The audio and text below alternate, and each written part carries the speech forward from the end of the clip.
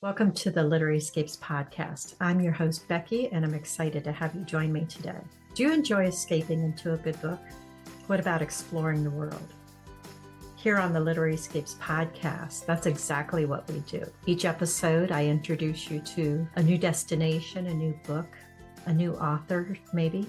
So join me and see where we're escaping to today. Welcome to the episode. Welcome, Madeline. We are so glad you're here. Thank you so much for having me. And again, thank you guys so much for being so flexible about this. Not a lot we can do about the weather, right? Yeah, definitely was an interesting situation for sure. No doubt, no doubt. So we read The Keeper of the Hidden Books, set in Poland, and loved it. That was so interesting. Let me think, Sheila, what was our companion book this time? Mrs. Moore Goes Missing. Thank you. It was a mystery, cozy-ish mystery. Thank you, Sheila. I knew you'd know. And it was set several years prior to this takeover.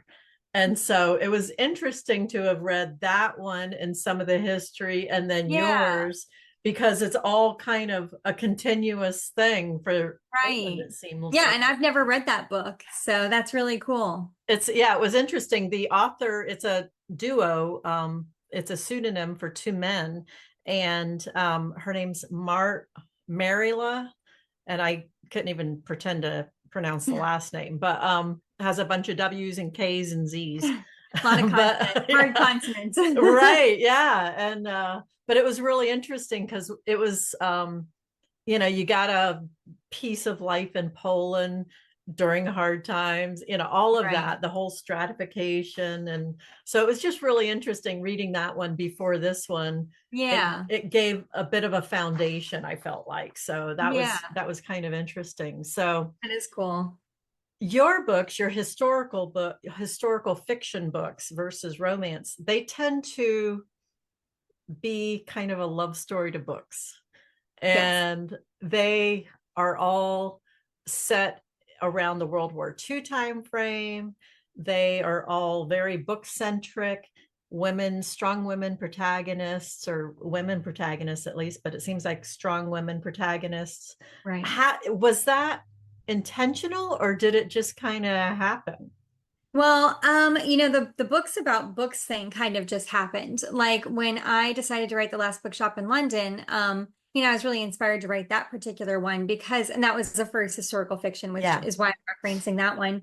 I'd read about this bombing during the Blitz that had taken out Paternoster Row, which was basically England's, it was London's kind of like a whole book district. Yeah. During that, like over 5 million books were destroyed. And that's what made me think like, oh, well, the book community and how sad. And I thought, well, what if there was like this one bookstore that kind of held everything together? And so that was kind of my inspiration. And so I wanted to make that particular book sort of an homage to the love of books. And it's interesting because when I wrote that, I actually didn't put any like bad words. I didn't put any really gratuitous, violent scenes there. And I also kept everything very closed door. I mean, it was pretty much like a kiss, and that's the only thing that ever which, to be honest, after over 35 books in romance, it was a little bit nice to close the door. Yeah. But I will say it was interesting because I had such an overwhelming number of people who reached out to me and said, thank you for writing a historical book with no sex and no violence and no bad words. Like, wow, I guess this is sort of a market that people were. That's so interesting. Sort of had this like expectation of me that like I wouldn't write books like that. So I was like, well, I guess I'll just keep doing it. Don't read my other books, but yeah, that's why I say, like, if people ever ask, I'm like, if you don't want this in your books, don't read my romance because it has all the things. It has all the things. But basically, so I kind of fell into the whole books about books thing. And I've actually written a couple of romances where the protagonists are either readers or even authors. And I think it's just something that has, reading has been such a huge part of my life. Like I was an Army brat and we moved every 3 to 4 years, and I was really painfully shy, which I'm sure is kind of crazy to think about now, but I am sort of like a closet introvert, Yeah. And when I was younger, I was very much not a closet introvert. I was very shy. And so my best friends always were the librarians at my school because they would Yeah. help find books. And in those books, I would find characters that I could connect with And they could go with feel you not so when you alone. traveled. Yeah. Yeah, Huge. exactly. Yeah. And so I feel like that really gave me such a strong foundation for my love of reading. And people loved the whole like books about books so much. I was like, Hmm. well, there's tons of stories out there. So I kind of started to find them. Although I will say that my next book is that's coming out in September called The Secret Book Society is actually a Victorian era. So I am Oh, okay. reading a little bit. And then my next book after that, that I'm actually leaving for England in 2 weeks to go and research, is set in the 1600s about the witch trials, just having followed the bubonic Oh, plague. And it's actually going to be my first dual timeline with a contemporary timeline. that'll be cool. So yeah, so it's not going to be book centric, and I'm honestly a little bit anxious about it. I hope it's not going Sure. to like make people upset, but I mean, Got to go yeah, where the story goes. Yeah. yeah, exactly. So how do you get your ideas for the books? It depends. Like certain things kind of spark certain inspiration. A lot of times it's usually reading an article. Like when I read this article for the last bookshop in London that I mentioned, for the Librarian Spy, which is about it was this article that was talking about librarians that were sent from America into neutral countries to gather literary intel that they could send back to America for assessment. And Oh. I happened to have done research for another book that I wish I could say like my publisher loves every single book and thinks it's gold and wants to publish it, but that's not the case. And so they had rejected an idea, but I feel like there's no such thing as wasted learning. And Right. I happened to find this woman who actually existed with the French resistance group in Lyon, France, and she operated a printing press to create clandestine newspapers. And I thought, oh, how cool if I had both of them sort of in here. And actually, when I went to France and I went to the Resistance Museum there, I actually got to see the printing press that Leanne Gozniak had used to create all of those clandestine papers, which That's was cool. so Yeah. cool. I remember And reading that one. Yeah. yeah, Yeah. That's it was really cool. really And it's funny cool. because I was there so long at the museum that the security guard started following me around. That's how you know you've been in a museum for way too long. Exactly. But in That's my so defense, funny. none of the plaques were in English, so it took a lot longer and I had to get everything I could No from him. doubt. Yeah. Yeah. Whew. So yeah, so I mean, and then and then with the Book Lovers Library, that one's about a widowed mother who has to send her daughter away during the when all the kids were being evacuated in England. And it takes place in this adorable little place that was based off of a real lending library called the Book Lovers Library. And when I found the research for that, they had so many quirky customers that would come in. I thought, oh, these people would make such great characters, and I think they did. That's so So fun. so yeah, so Yeah. like you never really know where inspiration really does Mhm. kind of strike. It's just, you know how it is. You get that seed of an idea, Yeah. it You get blossoms an into this idea, and whole vine. Yeah, yeah, it's funny to sometimes see like the beginning idea and the finished book and right, how different they might look from right, beginning to end. exactly. So, yeah. So this one, you went on your research trip with your mother.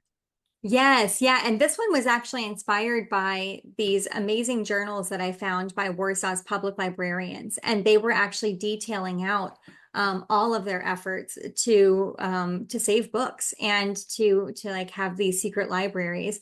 And I feel like it's so easy to think like this day and age, well, save books. I mean, you can always just reprint them.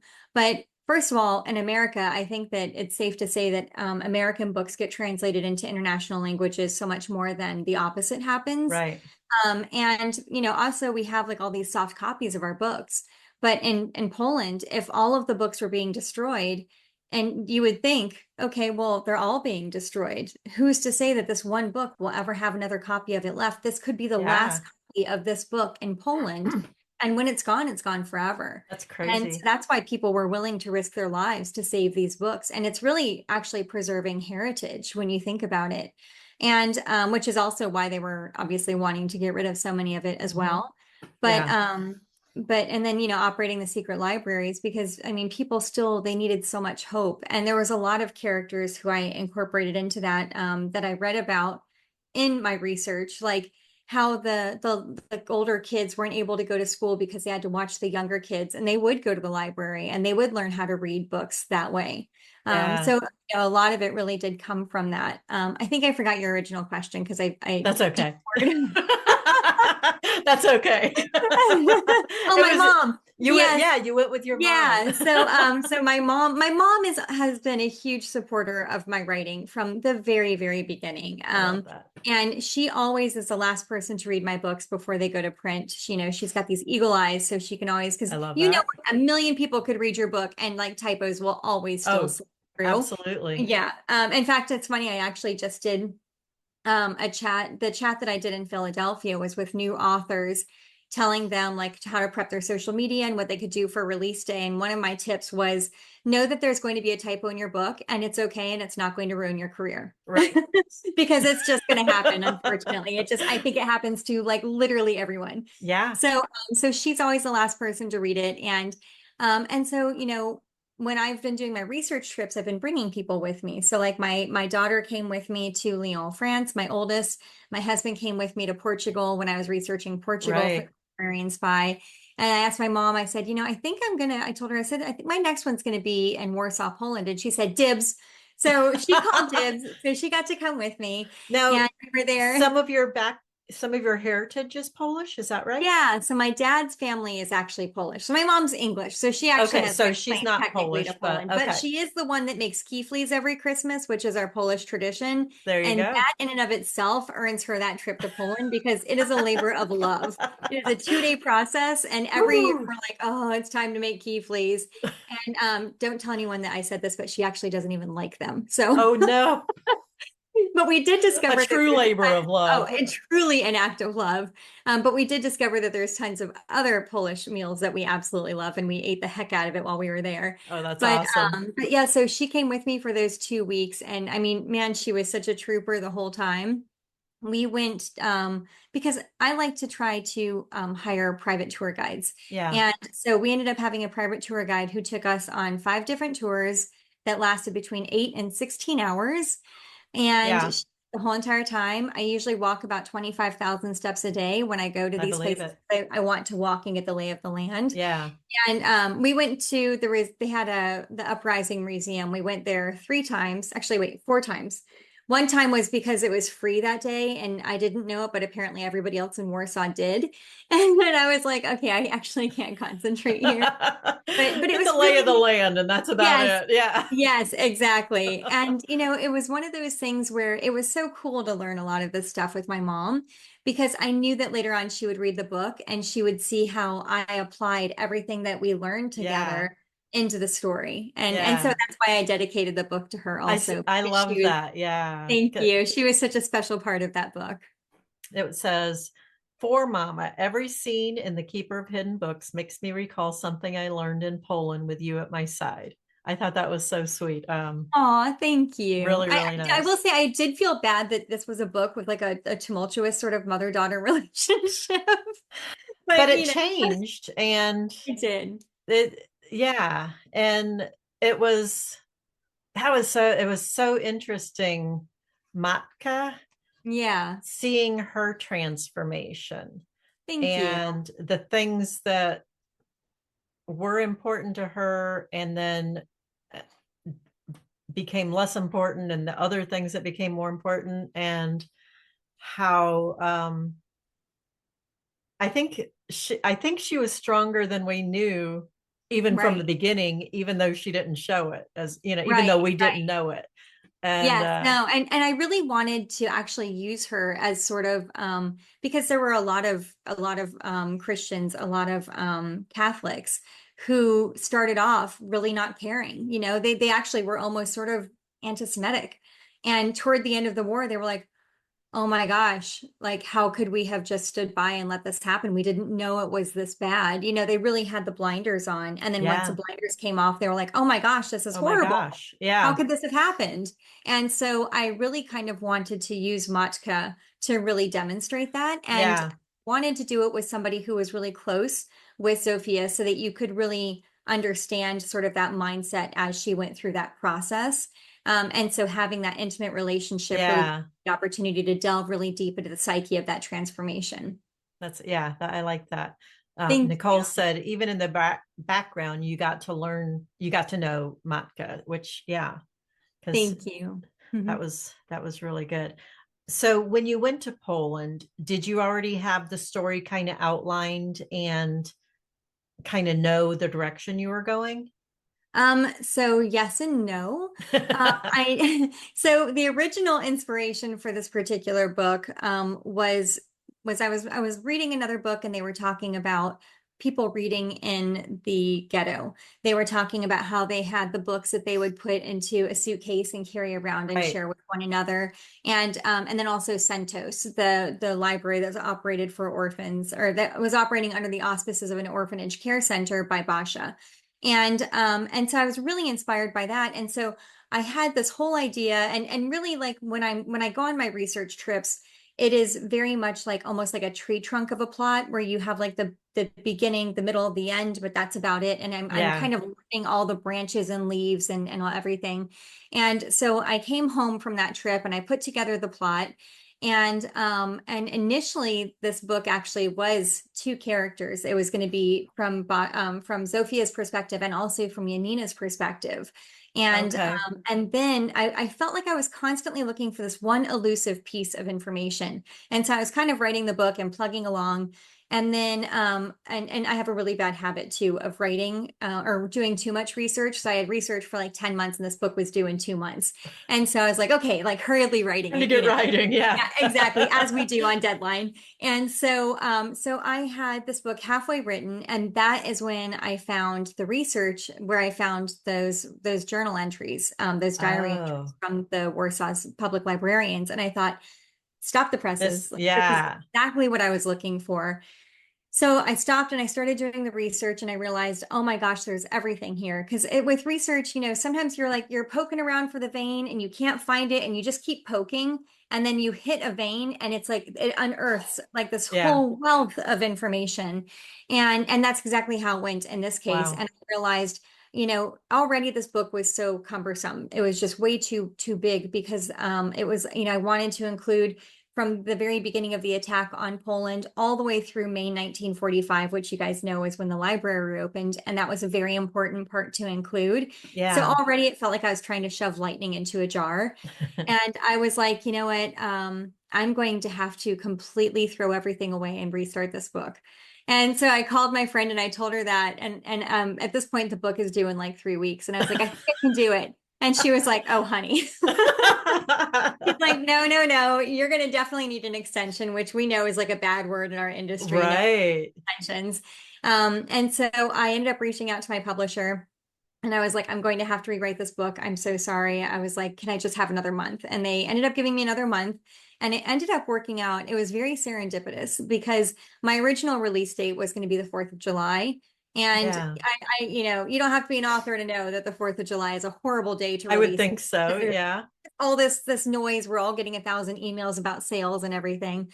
So because of the fact that I turned this in a month later, this book ended up coming out on August 1st, which, as you know, is the Warsaw Uprising anniversary. And in Poland, or in Warsaw, even today, on August 1st at 5 p.m. at WWII, the entire city still goes completely quiet to honor the men and women who fought for everyone, who fought to bring Warsaw back. Wow. And in fact, apparently, when Taylor Swift did her concert there on August 1st at 5 p.m., that whole stadium went silent. Isn't that amazing? That's give me goosebumps. I know. And so the fact that my book came out that day, it was just that's like beautiful. Yeah. That was pretty perfect. It was really like special. That. Yeah, that's very cool. And so you obviously met a lot of characters along in your research and learned a lot of stories. Was there any that was more impactful than others or that stood out? No, I mean, I will say that it was really hard to research this book. There was a lot of really, really, really dark, depraved things read that I won't tell anybody about. I won't even tell my husband. Like, I wish I had never read them and had those things my brain, because every now and then they creep up at 3 o'clock in the morning, and then I can't get it out, Yeah. and I can't sleep. So it was really, really hard to research this book.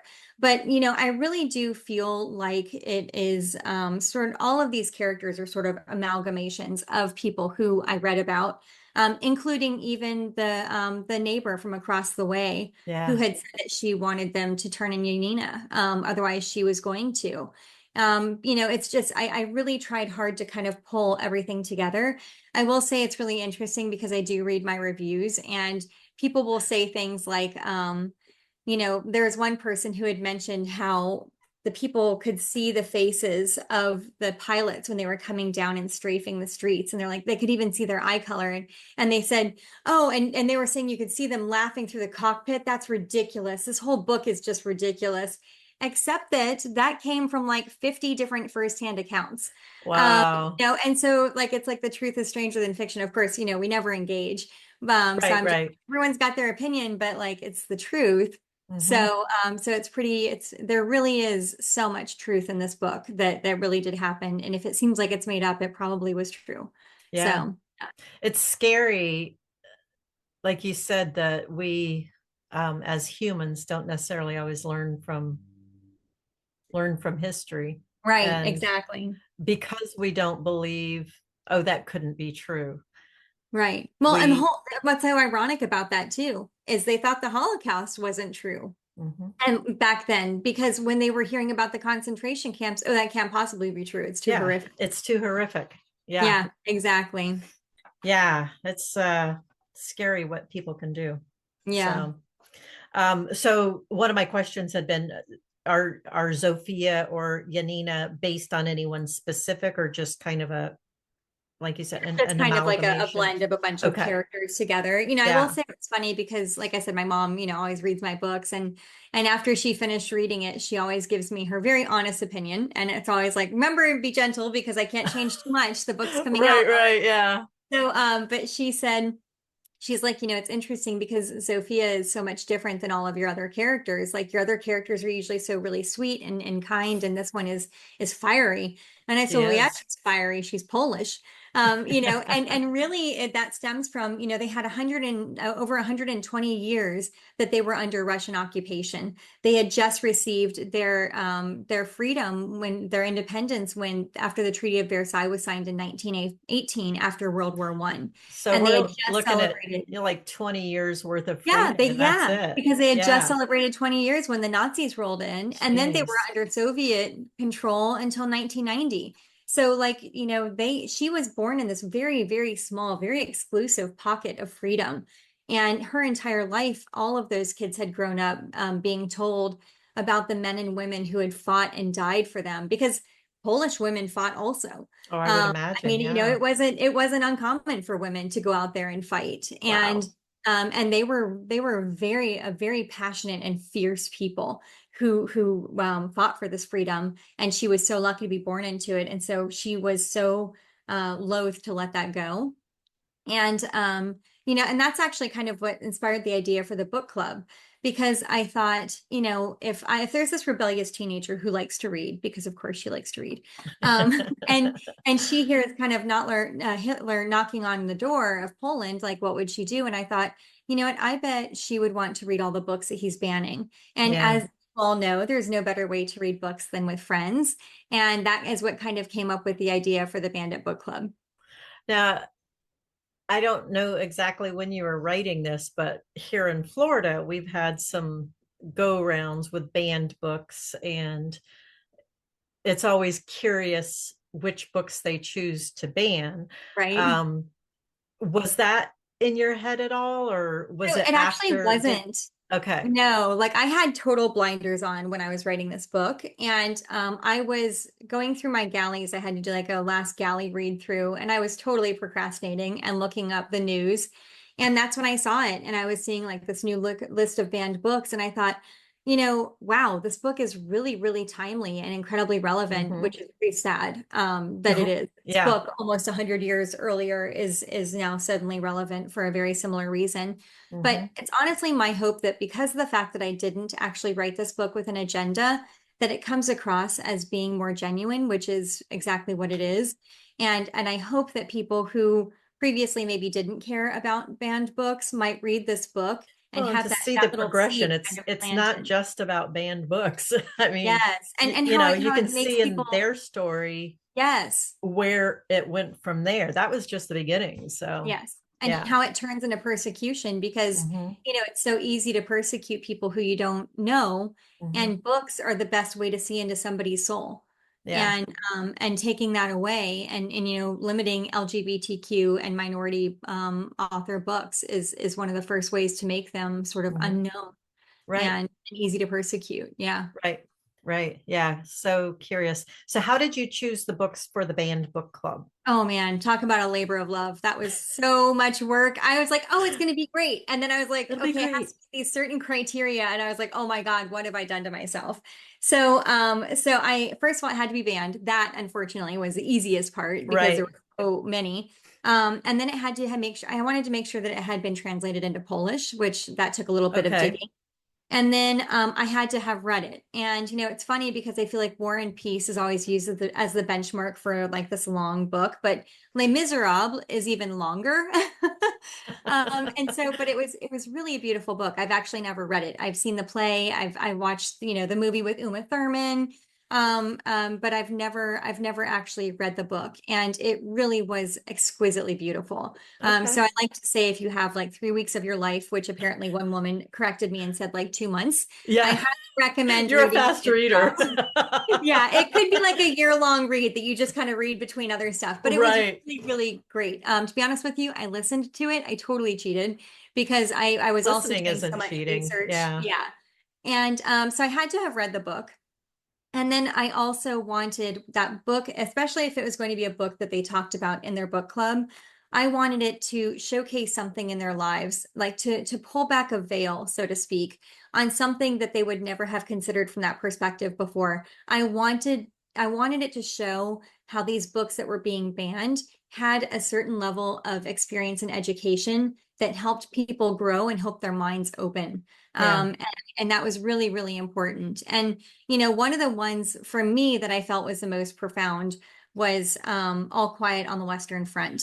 We had a Because good discussion sometimes, about that one. Yeah. yeah, like how many times have we read a book that everybody recommends and you're like, oh no, man, this book's like whatever. And then you pick it up after a certain experience or just like a length of time, and all of a sudden it's like boom, and it just hits you right in the chest. Yeah. Um, and so Books that that you've relevance, read as a child or young adult and then read again later in life. yes, Penny was talking about that. And yeah. um, it's interesting. I mean, just, our views on the world change as we Oh, grow absolutely. older because we live. Yeah. And It's funny. Yeah. Like I read The Giving Tree, like everyone gets a giving tree. And I was like, I was sitting there reading it to my kids when they were little. And I was like, oh, it's a cute little book, whatever. And then I picked it up as a mom of teenagers and I was like, oh my God, it's motherhood. Tears, So even like a children's book really can have like that kind of profound impact right, once you've had a certain absolutely. experience. Yeah. Penny said that your book made me want to go and read All Quiet on the Western Front. And the book that impacted her in this similar way was 1984. Oh yeah, I actually have that on my TBR. I was just getting ready to, yeah. So I'm excited to read that one. Yeah, yeah. So curious stuff. So, of the books that you read for the band book club, was there one that kind of stood out to you as, because I know, let me think here, you had to kind of order them in a Right. certain way. Right. Yeah, it And would take so, a lot of work. yeah, because you wanted the books to match Zofia. Right. And her And growth. so, yeah. And so, did you like find the books first and match them to the story, or think, ooh, I need this type of experience, let me find a book? Or how did that Um, go for you? I had a list of books that I wanted to read and I started to just kind of read through them. And then I saw how the various ways that they could play into that particular area. Like with Les Miserables, when I was talking about the candlesticks and how it sort of correlated to the earrings that her mother had given Yeah. to Monica. That was after I read that, I was like, oh, this is a really great way to demonstrate some of Matka's change as well, and let her kind of see that change a little bit. And even, at the very beginning, with reading Metamorphosis, it kind of it showed Sophia a little bit like that the mother is always working in the background. Nobody ever took Gregor for really seriously, and his efforts, all the work that he did. And then he turned into this giant bug and everybody just kind of shunned him. And it made her think about all the things that her mother was doing for her, that she was basically shunning her mother. And so, there really were so many different ways that I could really tie it into the plot. But it was after reading the book, I felt like I had to know its heartbeat before I could figure out where it fit in the pulse, Yeah. And did you know, like, the thread of the story, was that piece already Yeah, I had that piece mostly? of the story then, yeah. Okay. And because when I came up with the idea for the book club, man, I can't even remember what part of the process it was, but once I came up with the idea for the book club, that was before I had to rewrite Needed it. to be So it already woven. was, yeah, Okay. exactly. Yeah. Okay. Nice. Nice. Mhm. Yeah, I liked one of my comments on my sheet was I liked the way that the books mirrored Zophia's worldview, her life, Yeah. her experiences, and um, gives us a new appreciation for not only the books but her and her growth. And Yeah, I thank thought you. that was nice. Mhm. Germany attacked the whole Polish Jewish culture. Their goal was to destroy everything that was Polish. Um, did they do that in every country that they invaded? No, Poland was exceptional. Yeah. They really did not. They saw Poles as being just slightly above Jews. And like when they took France, for example, they worked along with France. They would carry women's groceries for them. They would hold the doors open for women. They handled everybody very much with kid gloves. When they came into Poland, their idea for Poland was that they wanted to kill off 85% of the population and use the remaining 15% as slave labor. They didn't care who they killed, which is why the executions were so violent, even just right from the kind of onset. random. Yeah. Yeah, absolutely. But they really thought very low of the Slavic countries. So yeah, they didn't think highly of Poles at all. And so even like when you look at the food rations that were given, like if you look at a chart of them, the bottom two are Jews and Poles. Like Poles got a little bit more than Jews, but honestly not very much. Yeah. So yeah. And that's the thing that I really wanted to demonstrate with this story is that, and it was such a delicate line to walk because I didn't want to say like, oh my gosh, like the Poles had it so bad. And people were like, but the Jews. And I'm like, yes, like, right. So like I really wanted to illustrate that God, yes, like the Jews had it so much worse than anybody else. And also, like the Romanians and the Gypsies and a lot of those, they all had it so much worse. But also compared to the rest of Europe, the Poles had it really bad. Well, they were really invaded first, right? They were what? Invaded first? Technically, Czechoslovakia was overtaken first. So the way that kind of worked out was Germany rolled into Czechoslovakia and was like, this is ours. And everyone in the world was kind of like, what? And Hitler was like, well, it used to be ours, so we're just taking it over. And everybody was just kind of like, I mean, is it worth a battle? And they're like, okay. And so they just kind of like let it go. Oh, wow. Yeah. So it wasn't like a hostile takeover. It was just kind of like, this is ours. There was like no fighting or anything. They just rolled in and they claimed it as theirs again. And so then with Poland, and even people in Germany were like, oh yeah, like it's totally ours. Like it's fine for us to just take it. So then with Poland, there was this whole sort of like story that they made up about how Polish people fired first at this post office, and that's what started the Germans firing. And it was this big offense because the Germans were on their soil and they should never have been attacked, and that's why they had permission to attack Poland. Wow. And so it was a line really kind of made up for the German people to believe, but the rest of the world was kind of like, What? I mean, first they took Czechoslovakia and now they're doing Seeing a this, like this pattern feels a here. little Yeah. fishy. Yeah. And it did take a couple days before France and England ended up joining in to help. But even America really sat back on their heels. I mean, just in World War II in general, they sat back on Yeah. their heels for a Well, while and until just we were until involved, Pearl we didn't Harbor. Yeah. mess with it. Yeah. Until we were slighted and then of course we were in it. Right. But yeah, and even the people who said that they were going to help, they really didn't help. I mean, they Right. said they were going to be there and everybody kept waiting for them to show up and it just never happened. And it's interesting because when I went to do research for this trip, that was when oh my gosh, my brain is like suddenly the place that Putin is attacking. Why is my brain Oh, blanking on Ukraine. Ukraine? Thank you. I was thinking Yugoslavia. No, it is not Yugoslavia, Ukraine.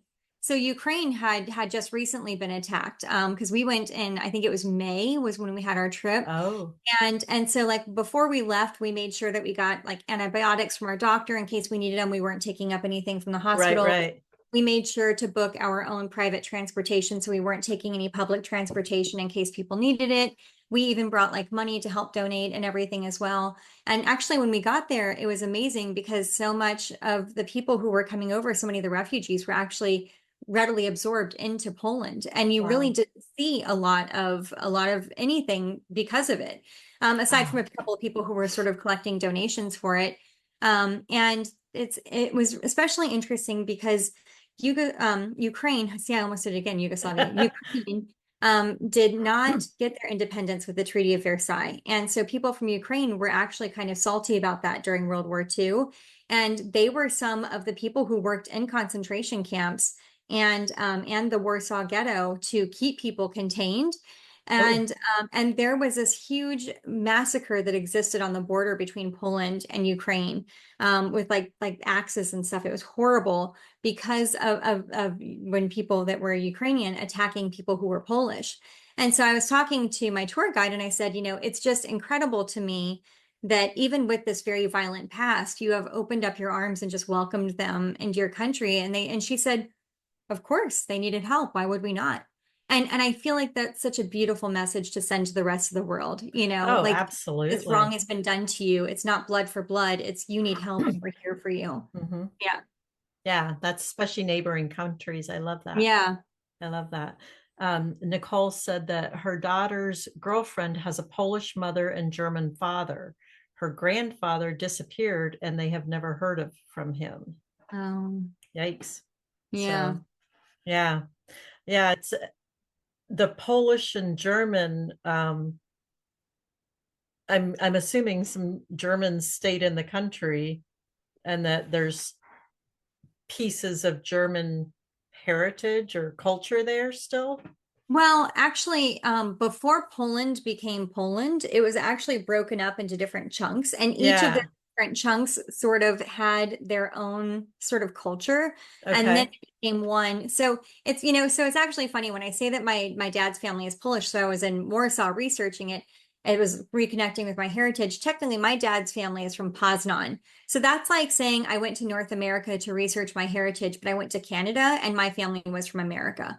Just to Okay. kind of give some context. Yeah. Okay. Okay. Interesting. Yeah. It is Very really curious. interesting once I started doing the research. Yeah. Hmm. The Polish underground. Mhm. Was there a lot of information available about how that worked? And Oh yeah. And this is one of the things that intrigued me from the get-go and one of the things that made me want to write this book. The Polish underground was the most comprehensive and really cohesive of all the underground groups in all of Nazi occupied Europe. And I think the reason for that was because of the fact that they had basically been occupied by Russia for 120 plus years right. before then. They had good They knew practice. how to do it. Yeah. Yeah, exactly. They did it right. And but it's amazing. They had these individual departments that all had these specialty skills. And so that's one of the reasons why the underground school system was as complete as it was. Yeah. By the time I think it was by 1944, there were over 1 million underground schools. And when I say underground, I mean more clandestine than like literally underground. But they had over 1 million schools that ranged from elementary school all the way up to graduate programs in college. Phew. Yeah, That's and they would get crazy. these little tickets, and they would get like a handwritten note or like a handwritten ticket, and Yeah. then once the And war was I owe over, they you a could change diploma. it. Yeah, exactly, and that's exactly how it worked out. So, Wow. yeah, it was incredible. But they would only be able to teach classes with like 3 or 4 people. You know, it had a really small group of people, and they had to constantly move. And so, Right. and it was really just like how I showed it with Christina, how Yeah. she had like all of these things in around her house that she could flip around, and then she could make it just be a picture. This was how they had to educate because they had to hide what they were doing. They were only allowed to educate like publicly up to the 4th grade. They Yeah. really just wanted children to be able to speak enough English to, or enough German to take orders. And I think it was like count up to like 100 or something like that. And that was it. Like they really wanted them Wow. uneducated and Hmm. malleable so that they could make them into willing slaves. Right. Yeah, Wow. Wow. I It's know. insane to Scary. think about. It is Yeah. scary. It is Yeah. scary. So you you mentioned this earlier, but you had basically Poland from right before invasion until after. Right. And that's a lot of time. It is. It How did you was so manage hard to to write this cram book. all of that in there? And that's why I ended up doing the parts. Yeah, I yeah, was trying to write the scenes in the middle of that, and I couldn't force them to work. And one of the things that was so difficult about that is because Yanina was in the Warsaw Ghetto, and Zofia, and really, I mean, the story is about their friendship and about the yeah, growth of their friendship and each other and the people around them as well. But, you know, so those lag parts in between where Yanina was in the ghetto and Zofia was not, it was really hard to show Zofia going around her life without constantly thinking about Yanina. And it was really hard to constantly make her think about Yanina without being obnoxious. right, You know, like as right, I was writing, I was like, oh, and she misses Yanina. Oh, and she still misses Yanina. And she's thinking about what Yanina. right. And I'm like, this is kind of annoying. And if it's annoying me, I can only imagine it's going to annoy the reader. And so I thought, you know what? What if we just do parts? And I'm only showing the parts where really the women are together. And that changed it. And I feel Okay, like it kept from having a lot of those extraneous parts that really didn't need to be seen. And it let me kind of catch up once the next part started. right, right. Yeah. Okay. And Yeah, also that, it kept the book at least, you know, only around 100,000 words instead of being yeah, like 120,000 words. So there's right. that as well. That's, yeah, I can imagine. That's Yeah. crazy. Huh. So what was the hardest scene to write in the book? Oh man, that's a good question. Um, I think writing, I mean, the scenes in the Warsaw Ghetto were really hard to write, Yeah, just because, you know, how heartbreaking that whole situation was. You know, and this is one of the things too, where when I ended up switching it from writing Yanina's perspective, I was kind of glad because her side of the story was just so incredibly hopeless, yeah, and that's hard to write. It's like writing a black hole. But yeah. you know, like when all those kids who were at Sentos, like I would say 99.9% of them ended up murdered in a concentration camp. And it's really, really hard to think about that. Yeah, So, so yeah, I mean, there definitely were some really difficult scenes, and even, you know, like even with writing the Warsaw Uprising, that was so heartbreaking. I mean, these were kids that were out there in their party clothes, expecting to like, you know, throw a grenade at a bunch of Germans and then get to celebrate their victory when right. Russia or when the Soviets swooped in. And like they just completely got annihilated. I mean, they were just completely mowed over. And just even knowing sort of being prescient to that and knowing that this was going to be happening was just like really heartbreaking. Yeah. It was interesting at the very beginning of the book, they they're even with their history, they still didn't think it was going to be what it was. Right. Yeah. And even having been through it all, like get to the Warsaw Uprising, they still didn't think it was going to be what Yeah. it was. And wow, Yeah. yeah, And I mean, and think about it too, because they were born in a free country. So like it, can you imagine Putin in Jacksonville, Florida? no, I mean, can you imagine Yeah. him like, or like in Orlando, like just like rolling through and taking it over? And if Yeah. it was taken over, wouldn't you think, well, God, surely someone's going to help us and we'll take it back. And that's really how they thought about it. Because it was just one of those situations where, I mean, Warsaw was a city of enlightenment. They were a Yeah. city of scholars. They were a city that it was kind of like New York City or something. And it's like, would somebody ever take over New York? Hell no, they wouldn't, Of course they wouldn't. It's New York. Yeah. And that was very much their thought process. They were shocked when they got to the point that they were. And just as a result, it was so much more heartbreaking when they saw the soldiers walking through the streets. Yeah. Yeah. You said that you're working on, let's see, you've got the book, the Secret Book Society coming out next. Yes. And so that is set in London? Victorian London. Yes. Okay. And Yeah, it's Victorian is a very specific period, right? right. Yes. And so Yeah, when this is in 1895. So it's like toward the end of the Victorian era. okay. Yeah. Okay. And so give So us a little blurb on the book. yeah, so this one is about a widowed countess who's very young. She's been widowed 3 times, and she discovers, and if, yes, of course, there's quite a bit of gossip going on about that. And she discovers that women are having their reading materials restricted because men didn't like women reading back then because it took them away from being mothers and wives, and it made them contrary to their words because they had opinions. And so Heaven forbid. heaven forbid. So she invites these women over for tea and sort of under the auspices of tea. And she lets them read these books. And they start to talk about the books, but they also kind of start to talk about their own personal lives. And they all kind of realize they're not so perfect. And this was one of those things where it's very much like a women building up other women. There is like everything that I love about the Victorian era. I have like hat pin fighting. I have like a poison garden. There's a seance. It's like all this stuff. And there might possibly be a murder. I don't know. And I even have a secret diary where people, because Lady Duxbury, who runs everything, is very enigmatic. And there's all of a sudden they find her secret diary that we get to slowly have revealed throughout the book. So Wow. as of September 2025, you are cordially invited to the Secret Book Society. Lovely. That sounds fun. Thank you. And then, so the next research trip is also to England. Is that right? Yes, yes. This one's to Bury St. Edmunds, which is where Matthew Hopkins was doing his witch trials. And there's Okay. one that was set in 1645 that I'm going to be researching. And that happened like about 8 years after the bubonic plague. So I'm going to be incorporating elements of that into my book as well. Because I've always been fascinated by that particular time period and the bubonic plague and everything. I mean, really, the 1300s bubonic plague is like what I really, really like was so cool to learn about. It's probably horrible to say that, but 1300s is a little bit hard to go that deep into. A lot of Yeah. like to go that far into history. But yeah.